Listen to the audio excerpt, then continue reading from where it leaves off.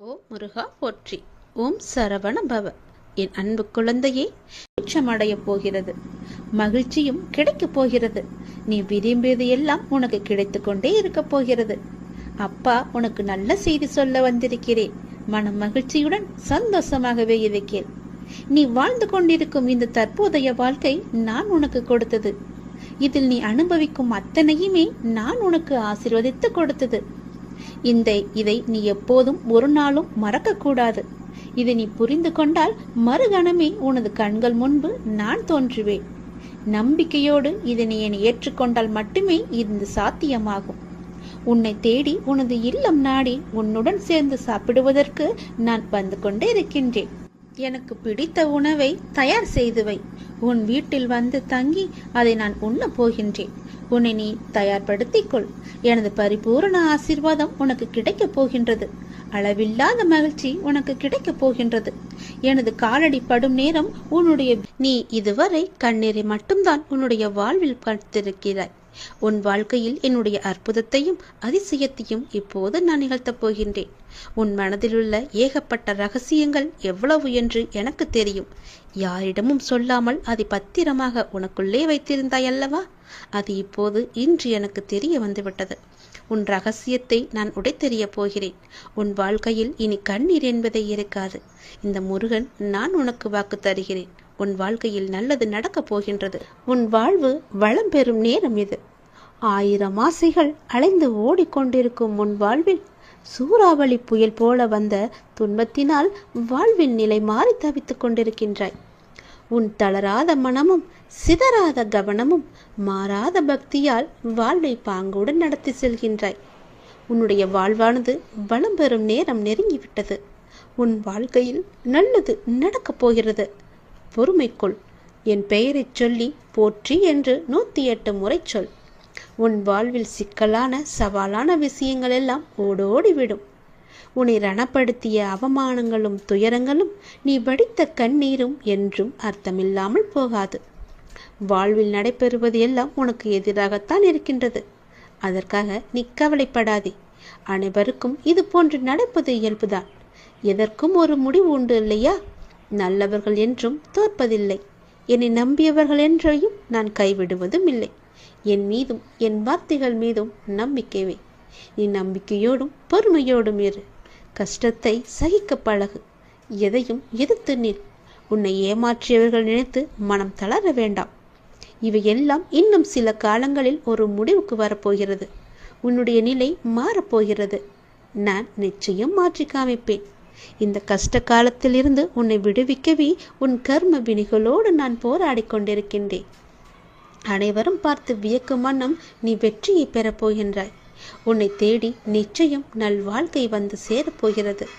பல வெகுமதிகள் உன்னை தேடி வரப்போகிறது.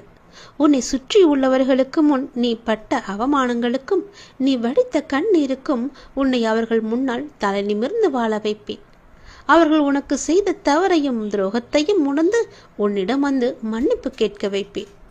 உன் நிழலாக நீ செல்லும் இடமெல்லாம் உன்னோடு நானும் வந்து கொண்டிருப்பேன். நீ என் பரிபூர்ண ஆசி பெற்று என்னுடைய குழந்தை என்பதை மறந்து விடாதே. நான் வருவேன். நீ எங்கு சென்றாலும் நான் வருவேன் உனக்காக. இதுவரை கண்ணீரை மட்டுமே கண்ட நீ உன் வாழ்க்கையில் பல அற்புதங்களை காணப்போகின்றாய். என்னுடைய அதிசயங்களை உன் வாழ்க்கையில் நான் நிகழ்த்தப் போகின்றேன். இதுவரை இருந்த துன்பங்கள் எல்லாவற்றையும் நான் போக்கப் போகின்றேன். உன் மனதிற்குள்ளே பல ரகசியங்களை போட்டு நீ பூட்டி வைத்திருக்கின்றாய். அது யாருக்கும் தெரியாது என்று நினைத்து கொண்டிருக்கின்றாய். அதே வேளையில் நீ உன் மனதிற்குள் நினைப்பது கூட எனக்கு தெரியும் என்பதை நீ மறந்தும் விட்டாய். அந்த ரகசியம் என்னவென்று நான் அறிவேன். அதற்கான தீர்வையும் நான் உனக்கு கொடுப்பேன். நீ எப்படி எனக்கு தெரியக்கூடாது என்று மறைமுகமாக உன் மனதிற்குள்ளே போட்டு மூடி வைத்திருக்கின்றாயோ அதை போலவே நானும் அதற்கான தீர்வை மூடி மறைமுகமாக உனக்கு தருவேன்.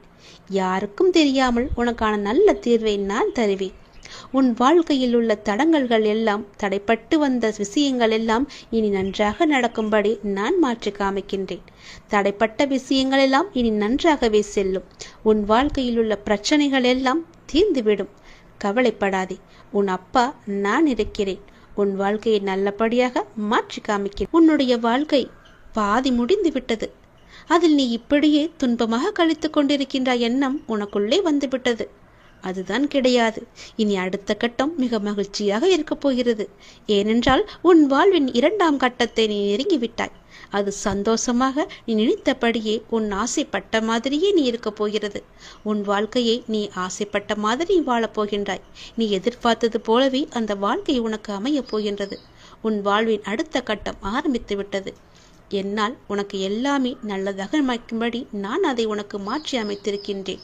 இது உனக்கு பல நல்ல நல்ல அறிகுறிகளை எல்லாம் தந்து உன் வாழ்வை உனக்கு உச்சத்தை தொடும்படி அதை நான் அமைத்து வைத்திருக்கின்றேன். நிச்சயம் உன் வாழ்க்கை ஓஹோ என்று இருக்கும். உன்னுடைய கர்மக்களை எல்லாம் குறைத்து கொள்ள வேண்டும் என்று ஆசைப்பட்டால் அதற்கு ஒரே வழி, அதை நீ தைரியமாக அனுபவிப்பது மட்டுமே. நீங்கள் எப்போதும் என்னை நினைத்து கொண்டு என் மீது நம்பிக்கை கொண்டிருந்தால் அதை அனுபவிக்கும் சக்தியை நான் உனக்கு கொடுக்கின்றேன். அது துன்பம் என்ற எண்ணம் உன்னில் ஏற்படாதவாறு நான் செய்கின்றேன். உன் வாழ்வில் நல்லது நடக்க நான் அருள் புரிகின்றேன். பொறாமை என்கின்ற வேண்டாத குணத்தை பொறுத்தவரை நமக்கு எந்த ஒரு லாபமோ நஷ்டமோ கிடையாது. பொறாமை என்பது இன்னொருவருக்கு கிட்டியிருக்கும் லாபம். வளம் கண்டு தாளாமை. வேறு ஒருவருக்கு செல்வாக்கோ புகழோ கிட்டிவிட்டால் அது நம்மை எந்த வகையில் பாதிக்கப் போகின்றது? அது எதுக்கும் நமக்கு பாதிப்பு அடையாதல்லவா?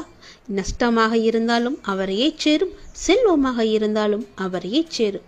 வேறு ஒரு அதிர்ஷ்டம் கிடைத்துவிட்டால் அதனால் நமக்கு என்ன பயன் கிடைக்கப் போகுது என்று அதை அப்படியே விட்டுவிடு. அதை சகித்து கொள்ள முடியாமல் அவதூறாக பேசிக்கொண்டிருக்காதே. அவருக்கு நஷ்டம் ஏற்பட்டு விட்டால் நாம் தான் மகிழ்ச்சி அடைவோம். இது நல்லதா?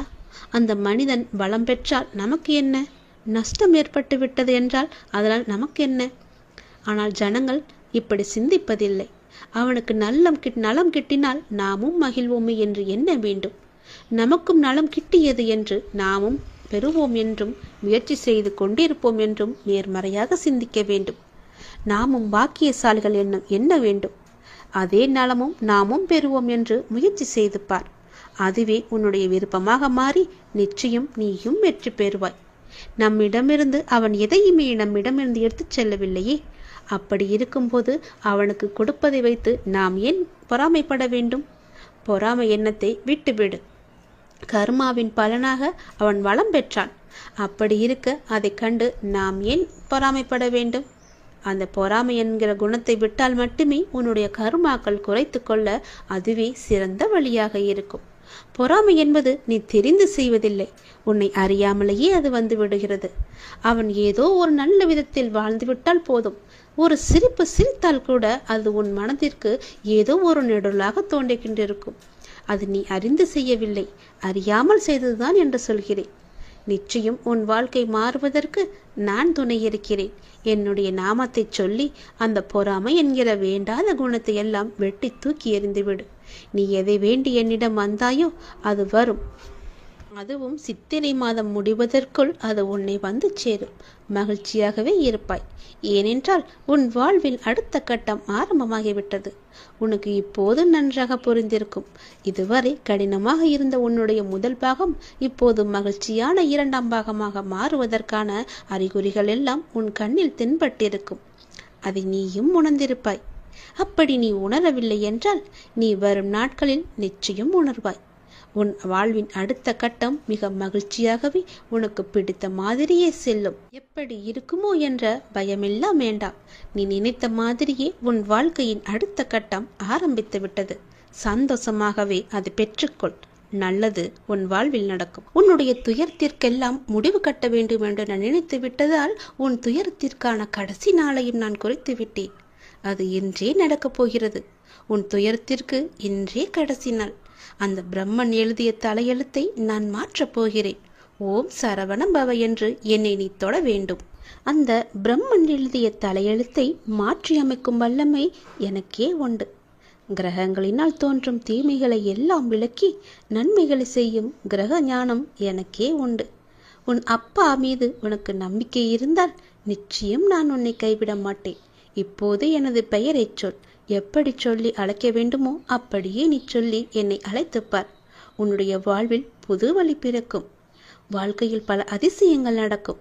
அப்போது நீ என்னை வரவேற்க தயாராக இருக்க வேண்டும். உன்னுடைய மன வருத்தம் மாறப்போகின்றது. சில அற்புத நிகழ்வுகள் உன் வாழ்வில் அடுத்தடுத்து நடக்கப் போகின்றது.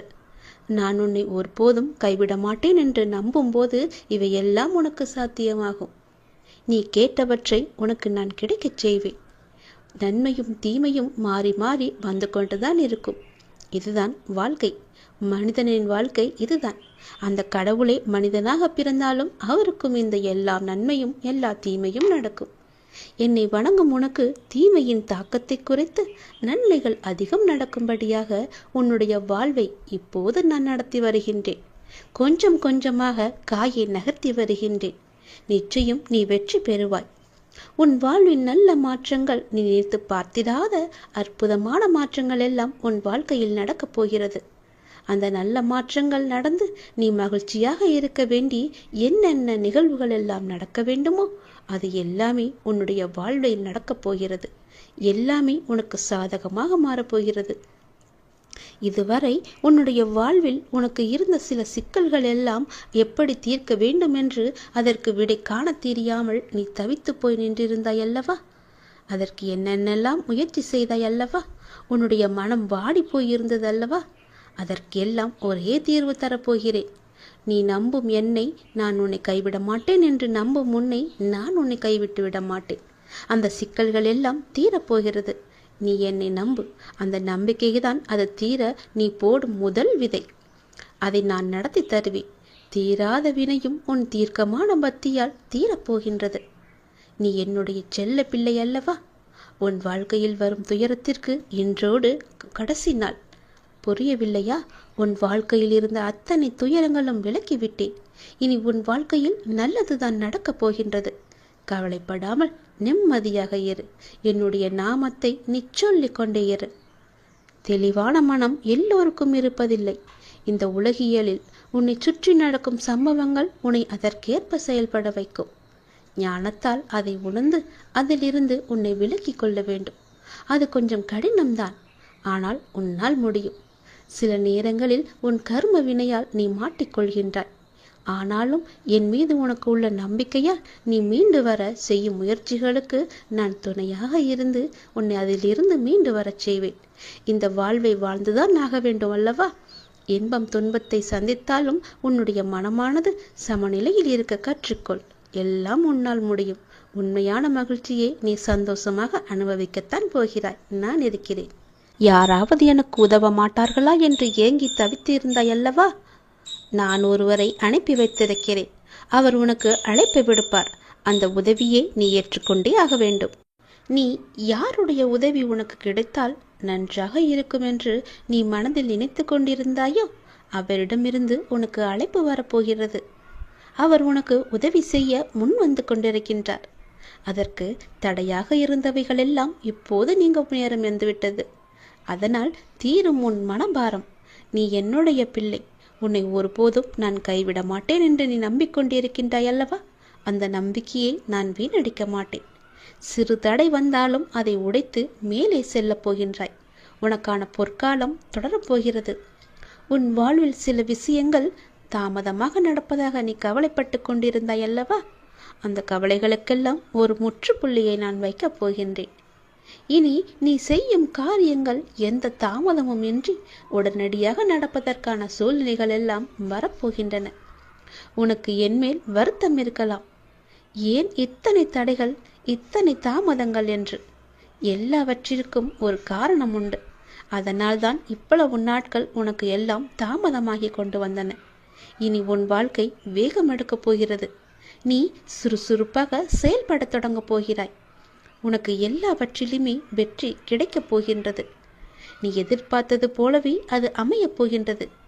ஏனென்றால் நான் தேர்வு செய்த 1000 நபர்களில் நீயும் ஒரு நபர். நீயும் ஒருவராக என்னால் தேர்வு செய்யப்பட்டு விட்டாய். உன் திறமைக்கு நீ ஜெயித்து விட்டாய். நீ கவலையிலிருந்து விடுபட வேண்டிய நேரம் இது. கவலைப்படாதே. நீ கலங்க நான் பார்த்து கொண்டு இருப்பேனா என்ன? உன் மனம் கலக்கம் தெரிந்தால் உடனே உன் முன்னே வந்து நிற்பது நான் அல்லவா?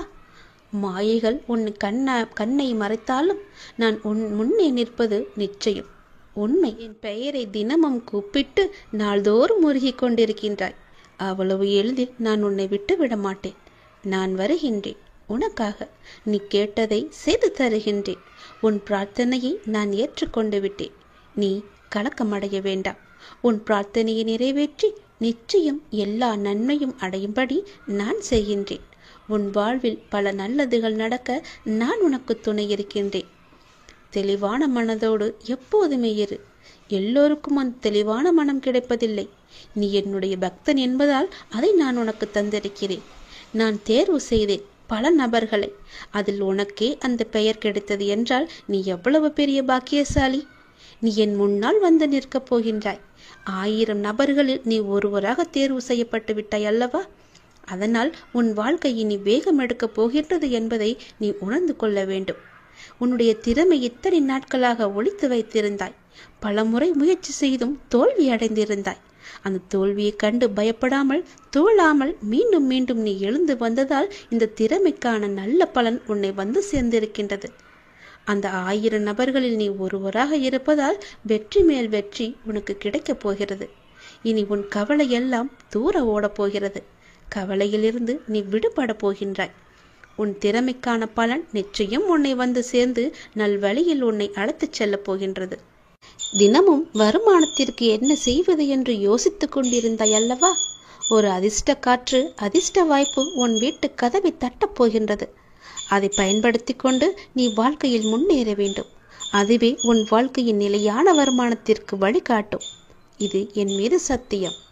உன்னுடைய வாழ்க்கை மிகவும் இருட்டாக இருக்கிறது என்று நீ பயந்து கொண்டிருக்கின்றாய் அல்லவா? உன் வாழ்க்கையில் நான் ஒரு தீபத்தை ஏற்றப் போகின்றேன். வெளிச்சத்தை கொண்டு வரப்போகின்றேன். உன்னுடைய இருளான வாழ்க்கை விடியலை நோக்கி சென்று கொண்டிருக்கின்றது. நாளைய விடியல் உனக்கானது. நீ கவலையப்படாதே. உனக்கு கூடிய சீக்கிரமே நிலையான வருமானம் வரும்படி ஒரு அதிர்ஷ்ட வாய்ப்பு உன் வீட்டின் கதவை தட்டப் போகிறது. அதை நீ பயன்படுத்தி அந்த வாழ்க்கையிலிருந்து முன்னேற என்னவெல்லாம் செய்ய வேண்டுமோ செய்துவிடு. தயங்காதே. என் ஆசீர்வாதம் உனக்கு என்றுமே உண்டு. கடவுள் எப்பொழுதுமே உடைந்த பொருட்களை ரொம்ப அழகாக பயன்படுத்துவார். உடைந்த மேகங்கள் தான் மழை பொழியும். உடைந்த நிலம்தான் உழும் வயலாகும். உடைந்த நெல்தான் விதையாகும். உடைந்த விதைகள்தான் புதிய செடிகளுக்கு வாழ்க்கையை கொடுக்கும். அதனால் எப்போதாவது நீங்கள் உடைந்து நொறுங்கினால் நாங்கள் இருக்கின்றோம் என்று நம்ப வேண்டும். கடவுள் உங்களை பெரிய விஷயத்திற்காக தயார்படுத்துகிறார் என்று நீ நம்ப வேண்டும். எப்போதாவது அப்படி ஒரு நிலைமை வந்தால் என் பெயரை சொல்லி ஒரு நிமிடம் கண்மூடி என் உருவத்தை உன் மனதில் கொண்டு வா. உனக்குள் இருக்கும் மனக்குழப்பம் எல்லாம் தீரும். நீ தீர்வை தேடிக்கொண்டிருந்தால் அதற்கான நல்ல தீர்வும் உனக்கு கிடைக்கும். தொடர் தோல்விகள், இழப்புகள், நிம்மதி இல்லை, தூக்கம் இல்லை, எதையும் என்னால் சாதிக்க முடியவில்லை, ஏன் எதற்காக இந்த நரக வாழ்க்கை என்று உன் மனதில் தோன்றும் எண்ணங்களிலிருந்து நீ முதலில் வெளியே வா. நான் சொல்ல வருவதை கொஞ்சம் காது கொடுத்து கேள். வாழ்க்கை என்றாலே ஏற்றம் இறக்கம் கலந்த ஒன்றுதானே. அதை லாபகமாக நகர்த்தி செல்வதில்தான் நீ உன்னுடைய சிறப்பு இருக்கிறது. தனித்தன்மை இருக்கிறது. உலகில் வாழும் எல்லோர் வாழ்க்கையிலும் எல்லா சூழலும் ஒன்று போல அமையாது. அது அன்பு, காதல், தேடல், வளர்ச்சி, ஆசை என எதுவாக வேண்டுமானாலும் இருக்கலாம். எதுவுமே அளவுக்கு மீறி போகும்போது அது சிக்கலில் போய் கொண்டுவிடும். அடுத்தவர்களின் துயரங்களை கேட்கும்போது அதை ஆள் மனதிற்கு கொண்டு சென்று நம் வாழ்விலும் இப்படி நடக்குமோ என்று நீயே கற்பனையாக யோசிக்காதே. அந்த சந்தேகமே உண்மையாக உன்னை சுற்றியுள்ளவரிடமிருந்து உன்னை எப்பொழுதும் பிரித்துவிடும். இதை எப்படி சொல்வது என்ற எண்ணம் எல்லாம் உனக்கு வேண்டாம். மனதில் உள்ள குப்பைகளை உனக்கு நம்பிக்கை உரியவர்களிடம் கொட்டிவிடு. ஒரு காகிதத்தில் எழுதி பிறகு அதை அக்னிக்கு இரையாக்கிவிடு. உன் மனதை ஒருநிலைப்படுத்தி தியானம் செய். தியானத்தின் போது எல்லா எதிர்மறை சக்தியும் என்னை விட்டு விலகிவிடும் என்ற எண்ணத்தோடு நீ தியானம் செய். தோல்விகள் என்பது நிரந்தரமல்லாத ஒன்று. எதையும் எப்போதும் புரிந்து கொண்டு செயல்படு. அழுத்தம் வராது. மாறாக நேர்மறை எண்ணங்கள் உன்னை சூழ்ந்து பாதுகாத்து கொண்டிருக்கும். உன் மனக்குறைகள் எல்லாவற்றையுமே நீங்கிவிடும். அதை உணர்ந்து அதற்கேற்ப விழிப்புணர்வுடன் திறம்பட செயல்பட நீ கற்றுக்கொள். உன் வாழ்க்கையில் நான் இருக்கின்றேன் நிழலாக. எப்போதுமே நான் இருக்கின்ற நம்பிக்கையோடு நீ செயல்படு. உன் இருளான வாழ்க்கை இருண்டு கொண்டே இருக்கிறது என்று பயப்படாதே. அது விடியல் நோக்கி போய்கொண்டிருக்கிறது. நாளைய விடியல் உனக்கானது. அதில் நீ சந்தோஷத்தை மட்டுமே நீ அனுபவிப்பாய். நான் உன்னை விதியின் பிடியிலிருந்து காப்பாற்ற நினைக்கின்றேன். உன் விதியை உனக்கு வேலை செய்தாலும் அந்த விதியை முறியடிக்க நீ செய்ய வேண்டியது ஒன்றே ஒன்றுதான். உடனே சென்று எதையும் யோசிக்காமல் என் திருநீற்றை எடுத்து பூசிக்கொள். ஓம் பழனி முருகா என்று சொல்லி என் திருநீரை எடுத்து பூசு. உடனே செல். கேட்டுவிட்டு பிறகு எல்லாவற்றையுமே செய். நல்லது நடக்கும். இது எல்லாமே விதியின் செயல் என்று நீ நினைத்து கொண்டிருக்கின்றாய் அல்லவா? உன்னுடைய விதியை நான் முறியடிக்க என்னுடைய உதியை நான் உனக்கு தருகிறேன். இப்போதே நீ பூஜை அறைக்கு சென்று என்னுடைய உதியை எடுத்து உன் நெற்றியில் பூசு. உடனே சென்று என் உதியை பூசு. மறந்து விடாதே. சீக்கிரமாக செல். உன் விதியை நான் முறியடித்து காமிக்கின்றேன். படத்தவனை வந்து பாடங்கள் எடுத்தாலும் புத்தியை இழந்தவனுக்கு புரிய போவதில்லை. பாவங்கள் என்னும் பாதையில் பயணத்தை அவன் நிறுத்தவே மாட்டான். அவனே முட்டாளாகவும் இருப்பான். நீ என்னுடைய குழந்தை, புத்திசாலி. நான் சொல்வது போலவே செய். சிலரை நீ முக்கியம் என நினைக்கும் வரையில்தான் உன்னால் அவர்களுக்கு கஷ்டத்தை ஏற்படுத்த முடியும், காயத்தை கொடுக்க முடியும். சிலரை நீ கண்டு கொள்ளாமல் இருந்து பார். உன்னுடைய மன வலிகள் எல்லாமே குறையும். நீயே அதை உணர்வாய். உன்னை துரத்தி கொண்டு இருக்கும் கடுமையான துயரத்திலிருந்து விடுபட முடியாமல் கடும் வேதனை அடைந்து அதை பகிர்ந்து கொள்ளக்கூட எவரையும் இல்லையே என்று கலங்கி கொண்டு இருந்த உன்னை நானே தேர்ந்தெடுத்து உன் துயர் துடைக்க உன்னை தேடி நீ இருக்கும் திசையை நோக்கி ஓடி வந்திருக்கின்றேன். நான் விரும்பாமல் எவரும் என்னை தேடி வர முடியாது. அது உனக்கு நன்றாகவே தெரியும். இழந்ததை எல்லாம் உனக்கு மீட்டு தரப்போகின்றேன். உனது முன்னோர்களும் உன்னை பெற்ற தெய்வங்களும் செய்த பூர்வ ஜென்ம பந்தமும் புண்ணியங்களும் என்ன தெரியுமா? நான் உனக்கு மானசீக குருவாக கிடைத்ததுதான்.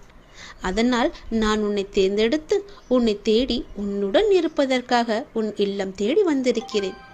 எந்த சூழ்நிலையிலும் தனிமையில் இருக்கும்போது எனக்கு யாருமே இல்லையே, எனக்கு யார் இருக்கிறார்கள், எனக்கு உதவி செய்ய எவரும் கிடையாது என்று நினைக்காதே. எப்படி நடத்தப் போகிறேன் என்று பார். கண்ணீர் மல்க எனது பாதங்களில் விழுந்து அழுது கொண்டிருக்கின்றாய் நீ. காத்திரு, பொறுமையாக இரு. உனக்கு வேண்டியதை செய்ய நான் இருக்கும் பொழுது எதற்கும் நீ கலங்கக்கூடாது. தக்க சமயத்தில் உன்னை தேடி வந்து வேண்டியதை தந்து உன்னை வழி நடத்தி செல்லவே நான் இருக்கின்றேன். நீ விரும்பிய தோற்றத்திலேயே நான் உன் முன்னே தோன்றுவேன். உன்னை பாதுகாத்து வழி நடத்தி உயர்த்துவதே எனது தலையாய கடமையாக நான் எழுதி வைத்து விட்டேன். மீண்டும் உனது கைகள் ஓங்கப் போகின்றது. நான் இருக்கும் இடத்தில் எவரையும் நான் நெருங்க விட மாட்டேன். நான் உன்னுள்ளே, உனக்குள்ளே, உன் வீட்டிலேயே நான் இருக்கின்றேன். எந்த சூழ்நிலையிலையும் நான் கைவிட்டு விட மாட்டேன் என்ற நம்பிக்கை உனக்குள் ஆழமாக புதைந்து கிடக்கிறது. நீ படிப்படியாக உயரப் போகின்றாய். அதை நானும் கண்டு ரசிக்கப் போகிறேன். ஆர்வமாக இருக்கிறேன். நீ வாழ்வதை, சந்தோஷமாக வாழ்வதை பார்த்து நான் ஆனந்த கண்ணீர் வடிக்க நான் ஆவலாக இருக்கின்றேன். ஆகவே எந்த ஒரு கடினமான சூழ்நிலையிலும் நம்பிக்கையை மட்டும் நீ இழந்து விடாதே. உன் அப்பா நான் இருக்கிறேன் என்று முழுமையாக நம்பு. அவமானத்தை பொறுத்துக்கொள். தக்க சமயத்தில் நான் வந்து உன்னை பாதுகாத்து வழி நடத்தி சென்று உன் வாழ்க்கையில் உயர்ந்த இடத்தில் உன்னை வைக்க அழகு பார்க்க போகின்றேன். என்னுடைய ஆசையை நிறைவேற்ற இப்போதே உன்னை தயார்படுத்திக்கொள். நீ சந்தோஷமாக இருக்க போகிறாய். நல்லது நடக்கப் போகிறது உனக்கு. குழந்தையே, உன் வாழ்வில் மிகப்பெரிய மாற்றம் வரப்போகிறது. மிகப்பெரிய வெற்றியும் வரப்போகிறது. நேரம் கடத்தாமல் உடனே இதை செய்துவிடு. ஏனென்றால் உன் முன்ஜென்மத்து வினையெல்லாம் இன்றிலிருந்து குறைய ஆரம்பிக்கப் போகிறது. உன் அப்பா திருச்செந்தூர் முருகன் நான் சொல்கிறேன். இது நிச்சயம் நடக்கும் உன்னுடைய வாழ்க்கையில். உன்னுடைய முன்ஜென்மத்து வினையெல்லாம் இன்றிலிருந்து குறைய ஆரம்பிக்கப் போகிறது. நீ செய்ய வேண்டியது எல்லாம் இந்த ஜென்மத்தில் இனி எந்த தவறும் செய்யாது நேர்மறை எண்ணங்களோடு இருக்க வேண்டும். உன் வாழ்வில் உன்னை சுற்றி மாற்றம் வரப்போகிறது. அந்த மாற்றம் படிப்படியாக மாறுவதை நீயே காணப்போகின்றாய். உன்னுடைய இன்றைய சூழல் எனக்கு நன்றாக புரிகிறது. நீ நினைத்த மாதிரி சில நிகழ்வுகள் நடக்காத போது உனக்கு அது ஏமாற்றத்தை தந்தது. ஆனால் அதற்கு எல்லாம் ஒரு காரணம் நிச்சயம் உண்டு என்பதையும் நீ மறந்து விடாதே. தாமதமானாலும் சரியான நிகழ்வுகள் உன்னுடைய வாழ்வில் நிகழப்போகின்றது. நிச்சயம் நடக்கும். உன் வாழ்வில் நல்லது நடக்கும். நமக்கு இன்றுள்ள பிரச்சனைகளை விட நமக்கு ஏற்படுகின்ற குழப்பங்கள் தான் அதிகம். இந்த குழப்பத்திற்கு காரணம் ஒவ்வொரு நாளும் நமக்கு கிடைக்கின்ற புதிய புதிய வாய்ப்புகள், நாம் அறிமுகமாகின்ற புதிய புதிய சூழல்கள். இதனால் இது நல்லதா அல்லது அது நல்லதா என யோசித்து குழம்புகிறோமே தவிர சரியான முடிவு எடுக்க முடியாமல் திணறிக் கொண்டிருக்கின்றோம். இந்த நிலையில் இருக்கிற உன்னை சரியான இடத்திற்கு நான் அழைத்துச் செல்லப் போகின்றேன். பிறந்த குழந்தையானது வெளிச்சத்தை பார்த்து கண் கூசுகிறது என்பதற்காக கண்களை மூடிக்கொண்டே இருந்தால் அதனால் கடைசி வரை இந்த உலகத்தை பார்க்க முடியாமலே போய்விடும். அது போலத்தான் நடக்கும் போதும் விழுந்து விடுவோம் என்று பயந்து கிடந்தால் அது எழுந்து நடக்கவே முடியாது. குழந்தையாய் இருக்கும் போதே பலவற்றை நாம் சாதிக்கிறோம். இப்போது வளர்ந்த பிறகு நாம் ஏன் பயப்பட வேண்டும்? நீ இந்த உலகத்தை உற்றுப்பார், நன்றாக அது உனக்கு விளங்கும். இந்த உலகில் எது நடந்தாலும் எல்லாவற்றிற்குமே ஒரு காரணம் இருக்கிறது. உங்களுக்கு நல்லது நடந்தாலும் அதற்கு ஒரு காரணம் இருக்கிறது, தீயது நடந்தாலும் அதற்கும் ஒரு காரணம் இருக்கிறது. எதுவுமே இந்த உலகில் காரண காரியம் இல்லாமல் நடப்பதில்லை. எல்லாமே இறைவனுடைய லீலை. அவன் அருளாலே எல்லாமே இங்கு நடந்து கொண்டிருக்கிறது. அதனால் எதை பற்றியும் சிந்திக்காதே. உனக்கு கிடைத்தால் மகிழ்ச்சி கொள், கிடைக்கவில்லை என்றால் நாளை கிடைக்கும் என்று நம்பி அதையும் மகிழ்ச்சியாக தள்ளிவிட்டு போ. மன அழுத்தத்தோடு இருக்காதே, சிந்தித்து பார். அது ஒருபோதும் வெற்றியை தராது. மன அழுத்தம் என்பது ஒரு நாளுமே வெற்றியை தராது. புன்னகையோடு சிந்தித்து பாருங்கள், புது அறிவு பிறக்கும், வெற்றி பெறுவீர்கள். வெற்றி மகிழ்ச்சிக்கு முக்கியமல்ல, மகிழ்ச்சியே வெற்றிக்கு முக்கியம். நீங்கள் செய்வதை நீங்களே விரும்பினால் வெற்றி உங்களுக்கு தானாக கிடைக்கும். வெற்றி என்பது வளர்ந்த மரம் போல, விதையை தூவிய மறுகணமே மரத்தை எதிர்பார்க்க கூடாதல்லவா?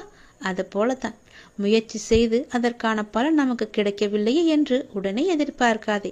விதையை நீ தூவிவிட்டாய், அதை வளர்வதற்கும் கொஞ்சம் கால நேரம் தேவையல்லவா? அதற்காக நீ கொஞ்சம் பொறுமையாக இரு. வெற்றியை தேடி பயணிப்பவன் தேய்ந்து போகலாம், பொறுப்பை சுமந்து பயணிப்பவன் தோற்பதில்லை. அதை நீ மறக்காதே. ஒவ்வொரு நாளையும் தொடங்கும் பொழுது நீங்கள் எதை பற்றிய எண்ணங்களால் தொடங்குகிறீர்களோ அதில் மிகவுமே கவனமாக இருங்கள். உங்களது இன்றைய எண்ணங்கள் நாளை உங்கள் வாழ்வாக மாறும். அறியாததை செய்வதை விட அறிந்ததை சிறப்பாக செய்யுங்கள். செயலை செய்வதென்றால் உலகில் உங்களை விட சிறப்பாக செய்ய முடியாத அளவுக்கு சிறப்பாக செய்ய முயற்சி செய்யுங்கள். இன்று நினைத்ததை இன்றே செய்து விடுங்கள். நாளை என்று நாட்களை கடத்தி விடாதே. நாளை வேறொருவன் சிறப்பாக செய்து நல்ல பெயரை சம்பாதித்து விடுவான். முடிந்தால் நாளை செய்ய வேண்டியதை இன்றே செய்து முடித்துவிட்டால் வெற்றி உன் அருகில் வந்துவிடும். உனக்கு துணையாக நான் இருப்பேன். நீ எது செய்தாலும் பக்க பலமாக இருப்பேன். நீ செய்வதை நல்லதாக மாற்றி உன்னிடம் திருப்பிக் கொடுப்பேன். நல்லது நடக்கும். சந்தோஷமாக இரு.